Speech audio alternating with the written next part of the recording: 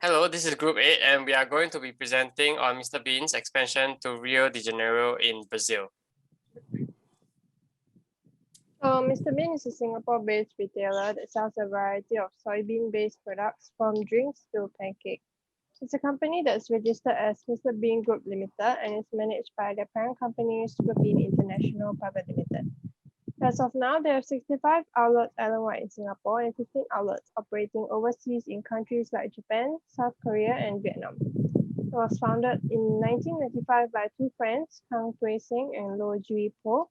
It started out as a hawker stall before the discovery of a machine that enabled them to efficiently and safely produce soy milk from soybeans, led them to establish kiosks in accessible areas like MRTs and shopping malls, building a well-known presence across the country with the slogan, Life's Simple Pleasures. Brazil is a country in South America with a population of 230 million people, has a population density of 25 per kilometer square. It's a very highly diverse nation with a diverse population and is considered an emerging economy in South America. Portuguese, primarily Brazilian Portuguese, is a language that is spoken. São Paulo, Rio de Janeiro, and Belo Horizonte in the south are the most urbanized regions. Brazil has a predominantly Western culture that derives from European Portuguese origins because of the past colonization. About 65% of the population is affiliated with Roman Catholicism. There is an unspoken class system despite the mixing of ethnicity, and this leads to a huge disparity between different classes in terms of things like lifestyle and salary. Unfortunately, social discrimination on the basis of skin color is more common than we think. People with darker brown skin color are economically and socially disadvantaged. Our team has decided on Rio as our target for expansion. As previously mentioned by Akshay, Rio is one of the most urbanized areas in Brazil. It has a population of 13 million people and there is access to clean water and reliable sources of energy, and that is of utmost importance when it comes to running a Mr. Bean branch. It is also one of the main tourist hotspots in Brazil. So this slide actually compares the various dimensions of the Hofstede cultural dimension theory between Singapore and Brazil. So for the first cultural challenge, one of the models we'll be covering is the Hall and Halls model of low context versus high context communication culture.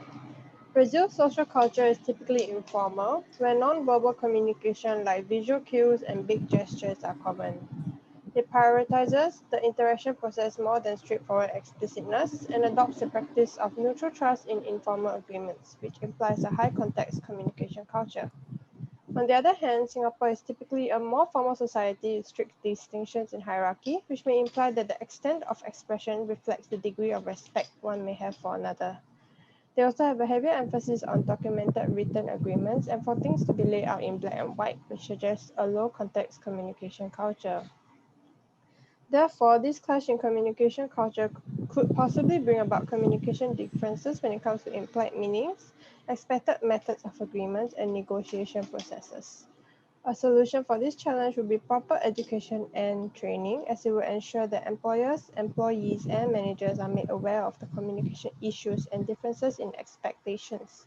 So with that, they'll be able to prepare for these issues beforehand.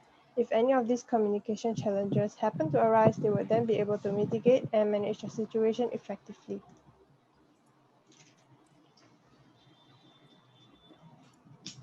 Brazil has a very strong uncertainty avoidance on the index compared to Singapore, 76 over 8.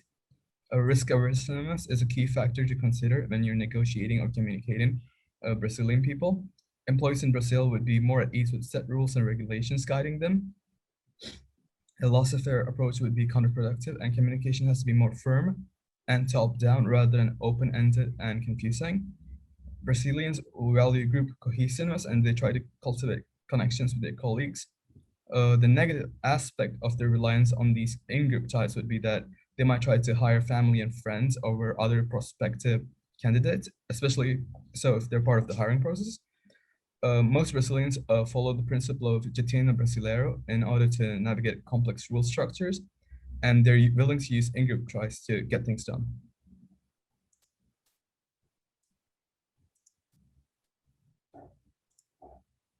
Long-term contracts are preferred because Brazilians like stability, safety, and security when it comes to their employment. They have a strong workplace loyalty and brand loyalty, and the Brazilian market as a whole has like a really low labor turnover. Mr. Bean would have to offer long-term contracts, but also understand there's also potential for issues when doing so. Brazilian preference for traditional gender roles might pose an issue in the workplace, and there might be cases when certain employees are unwilling to have a female employee working as their superior. This might go against Mr. Bean's policy and values, so they might have to like rectify that or have a plan in case for that issue. Singapore has like a very similar emphasis on hierarchy compared to Brazil due to their ever-present Confucian dynamics. Another thing about Brazil is like they like clear, concise instructions, and they see conflict as a threat instead of something with a positive outcome.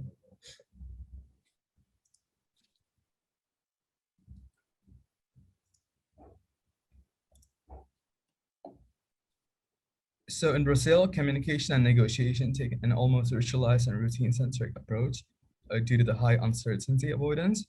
Mr. Bean should be clear, concise, and avoid using ambiguous language, especially so to avoid getting ideas lost in translation. Clarity is like key here.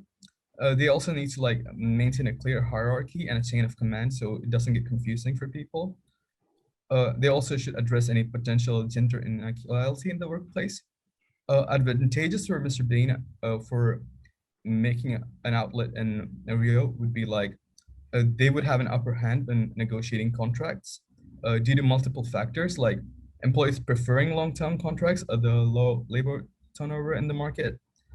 Another issue might be that of the trade unions, but the trade unions are rather weak and employees don't have any defined rights against dismissal, making employer dominance the power. So Mr. Bean can hire and fire at will. Another potential advantage is the distinction of being a foreign brand with a global presence, and that works in well with the brand loyalty that Brazilians usually have for large MNCs. All right. Hi, I'll be presenting on the cultural challenge 2 and how individualism versus collectivism affects the recruitment, selection, and training of employees and managers.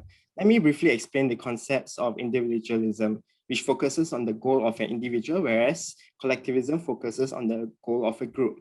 Going back to slide 5 on host country and home country comparison, we can observe that the Brazilian society has a high level of individualism with a score of 38 than the Singaporean society with a score of 20. A higher individualism score reflects that individuals are recognized for their success and are rewarded accordingly compared to a low individualism score. Asian and Latin American societies generally tend to have lower individualism score, and both scores demonstrate that both countries are collectivistic societies. This will actually enable both workforces from both countries to work together as a group. Next, I'll be presenting on how individualism versus collectivism affects the recruitment and selection of employee. Since both countries are low in individualism and high in collectivism, more importance should be placed on hiring an individual who is comfortable and has experience working in a team. Next, individual should possess a friendly attitude and should maintain good relations with the other employees, and this will enable experienced employees to share their skills and knowledge with other employees and provide feedback to improve team chemistry. Next, individuals should also possess the ability to help resolve conflicts that may arise from working as a team and be able to guide the team towards achieving their target, thus enabling a positive work culture and increasing productivity within the team. Next, I'll be presenting on how individualism versus collectivism affect training in employee and manager. Since both countries are collectivist societies, training of employees and managers should be done in a group, and training should focus on teamwork rather than working individually. Next, expatriates from both countries should learn each other's main language of communication. Expats from Singapore will be trained to learn and communicate in Brazil's main language of communication, which is Portuguese, whereas expatriates from Brazil will have to learn and communicate in English, which is the main language of communication in Singapore. Expatriates should be trained to be culturally aware of their host country practices and laws And this will allow expatriates to not offend locals or break the law, which may end in jail term.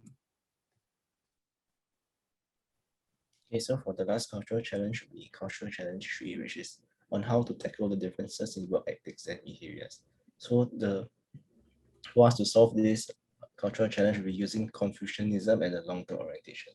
So as you can see on the bar chart on the right-hand side, Brazil has a long-term orientation score of 44, while Singapore has a long-term orientation score of 72.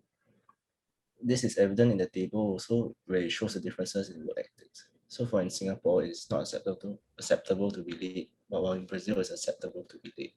And interrupting is considered rude in Singapore, while interrupting is considered civil in Brazil. And Singapore is a more long-term oriented country compared to Brazil, which is short-term oriented. So the solutions to solve the cultural differences would be that employees will be rewarded for punctuality. So this will help the business move forward consistently into a more long-term oriented company in the future. So the second point is to hire a Singaporean as a manager. So this is to set the foundation and standard of a long-term oriented structure for Mr. Bean in Brazil. So the last one would be to set a timeline for new employees to adapt to a new working culture.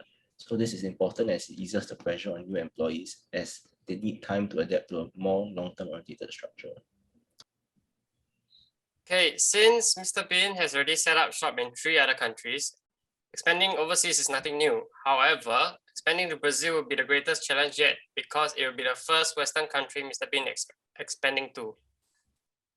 So that being said, with proper training and staff management in accordance to the cultural challenges mentioned earlier, expanding to Rio will actually be a very profitable and feasible plan.